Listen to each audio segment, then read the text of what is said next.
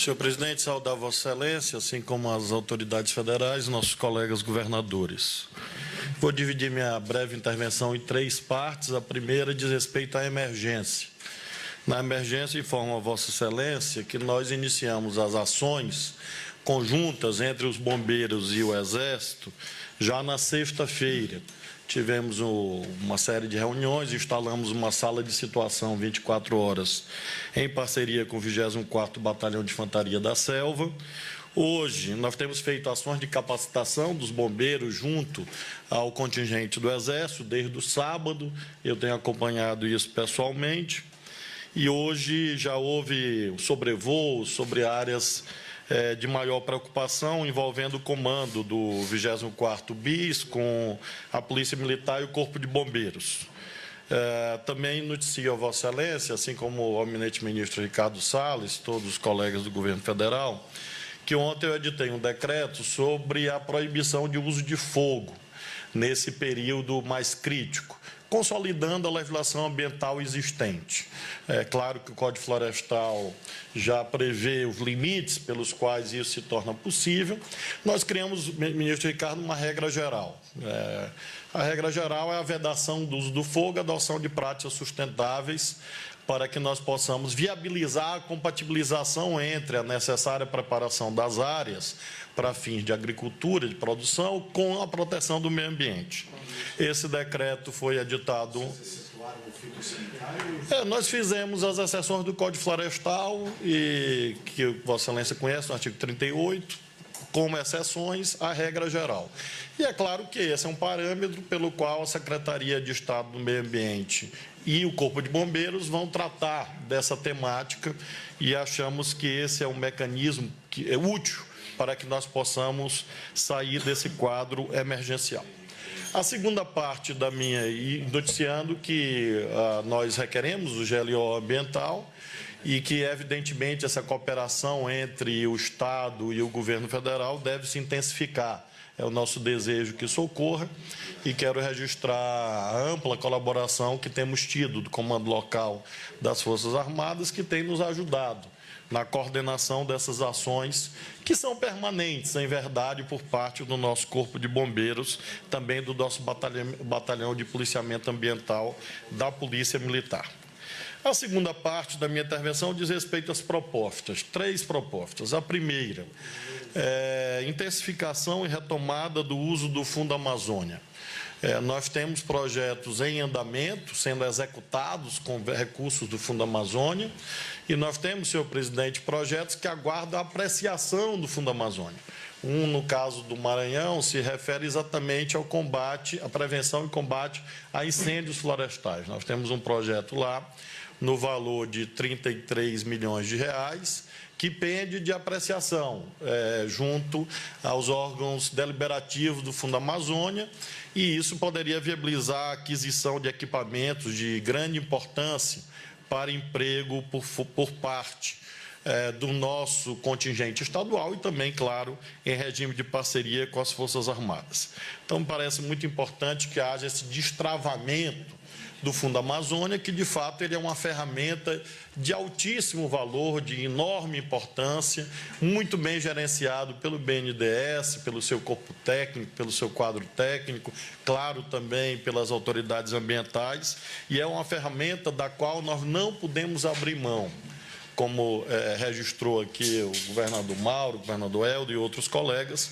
É claro que há uma restrição fiscal aguda que o Brasil atravessa, as finanças públicas, como nós sabemos, duramente depreciadas, e nós não podemos rasgar dinheiro, porque rasgar dinheiro não é algo sensato na atual conjuntura. De modo que a primeira proposta que eu gostaria de registrar é esta, Fundo Amazônia. A segunda, gostaria de corroborar tudo quanto dito por vários que me antecederam, acerca da importância de um programa de cooperação, de regularização fundiária e assistência técnica.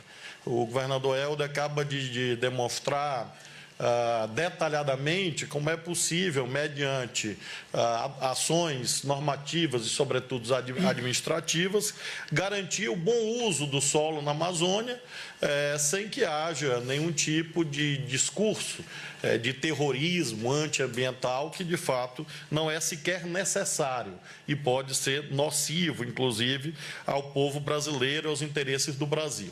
Então, a segunda proposta vai nessa direção, de que, mediante a ação do Ministério da Agricultura, haja uma concertação, uma articulação de ações do INCRA com os institutos de terras estaduais para ampliação da regularização fundiária, também retomada dos programas de assistência técnica, que são fundamentais para que nossos produtores, sobretudo os pequenos produtores, possam ter acesso à tecnologia, à mecanização e, com isso, se livrar da quase condenação, às vezes, do uso do fogo como instrumento de preparo da terra para fins de agricultura. E a terceira proposta diz respeito à priorização do uso sustentável da Amazônia. Nesse caso, não precisamos sequer de qualquer alteração legislativa.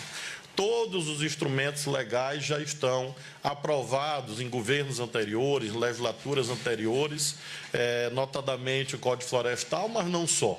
Desde a Lei 6938 de 1981, até o Código Florestal, nós temos um acervo legislativo admirado no mundo inteiro como uma referência de qualidade na legislação ambiental. De modo que a terceira proposta diz respeito ao uso sustentável da Amazônia.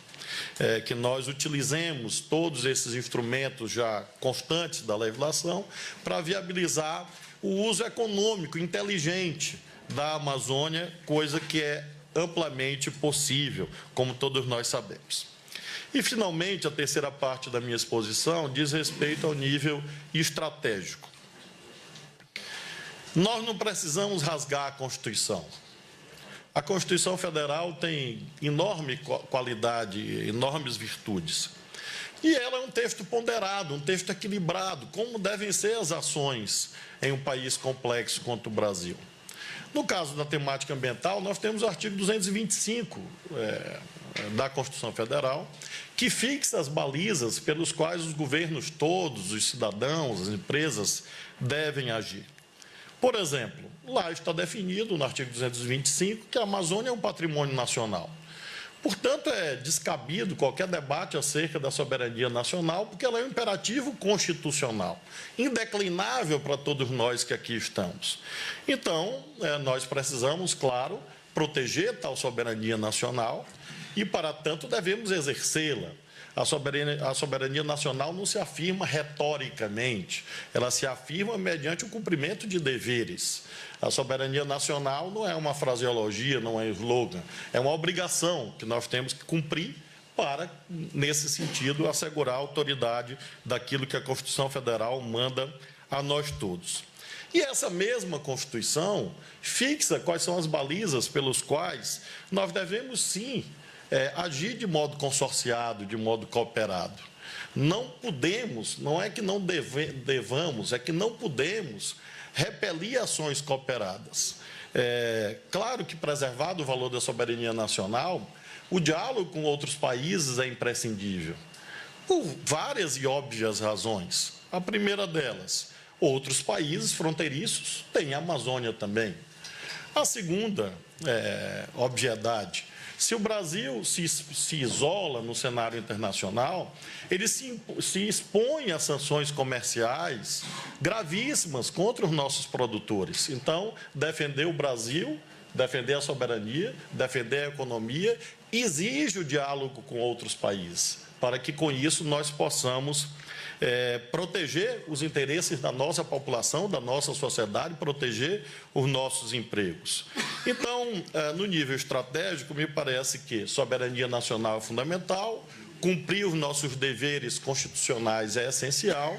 Em terceiro lugar, buscar uma ampla cooperação, sob a liderança, claro, das autoridades legitimadas a tanto, no caso, o governo federal, mas no concerto das nações do mundo, sobretudo das nações que conosco dividem a Amazônia na América do Sul, procurar um processo de cooperação que abranja outros países, Também organismos privados, eu não sou daqueles que satanizam, demonizam ONGs. Eu acho que isso é um equívoco, porque nós temos ONGs da imensa seriedade no mundo e no Brasil. Então, nós precisamos sempre separar, como diz a Bíblia, o joio do trigo. Nós não podemos dizer que as ONGs são inimigas do Brasil. Quer dizer, não adianta, não será tocando fogo nas ONGs que nós vamos salvar a Amazônia. É preciso sempre distinguir entidades da maior seriedade que atuam no Brasil há muitas décadas, universidades, institutos, igrejas, que podem ajudar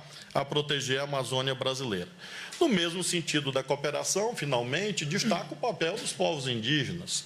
Eles são brasileiros e brasileiras, são detentores de direitos que devem ser respeitados, que estão inscritos na Constituição e que, portanto, não podem ser ignorados por nós que aqui estamos. E a Constituição oferece os caminhos pelos quais a União, como detentora do domínio da propriedade sobre as terras indígenas, podem exercê-las. Então, eu queria, finalmente, destacar que, nesse nível estratégico, me parece que o meio-termo é a melhor receita. Extremismos nunca são adequados no enfrentamento de uma temática complexa quanto essa do meio ambiente. De modo que acho fundamental, finalmente, que nós façamos um discurso sempre ponderado.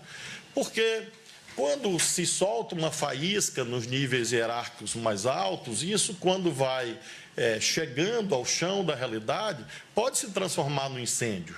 Então, é preciso ter sempre muito cuidado, muita ponderação, porque é o arbitramento de interesses conflitantes, legítimos, de perspectivas diferentes de como governar o Brasil, e não será, evidentemente, de modo impositivo, coercitivo, que vai se chegar a um bom termo.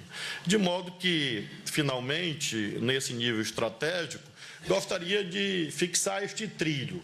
O nosso trilho inafastável, irrenunciável, é a Constituição. Dele nós não podemos nos separar. E a Constituição fixa quais são os parâmetros pelos quais deve haver defesa da soberania, cooperação com outros povos, respeito aos direitos indígenas, respeito às entidades privadas que atuam no Brasil, proteção ao meio ambiente, proteção da economia brasileira, garantia de que o nosso país não seja exposto a sanções comerciais, que nossos produtores não sofram em razão de uma temática deste tipo. Friso, portanto, que não com uma postura, a meu ver, puramente reativa, que nós vamos sair dessa crise de imagem aguda que o Brasil se encontra. É preciso ter moderação. Eu acho que com moderação e com diálogo, muito facilmente, o Brasil vai mais uma vez superar essas dificuldades e encontrar no nível estratégico as medidas que nós devemos juntos adotar para que a Amazônia seja capaz, apta, de transformar potencialidades em virtudes, em riquezas para a população amazônica e, sobretudo, para o desenvolvimento do Brasil. Da minha parte, senhor presidente, como sempre, o senhor sabe que pode contar, e as autoridades do governo federal sabem que pode contar, com a minha seriedade, com o meu compromisso e, portanto, com o meu apreço à verdade, né? Sempre defendendo com muita clareza as posições nas quais eu acredito, mas, ao mesmo tempo, sempre muito disposto ao salutar diálogo entre pensamentos diferentes, para que, com isso, nós possamos extrair pontos em comum que impulsionem ações em favor do nosso país.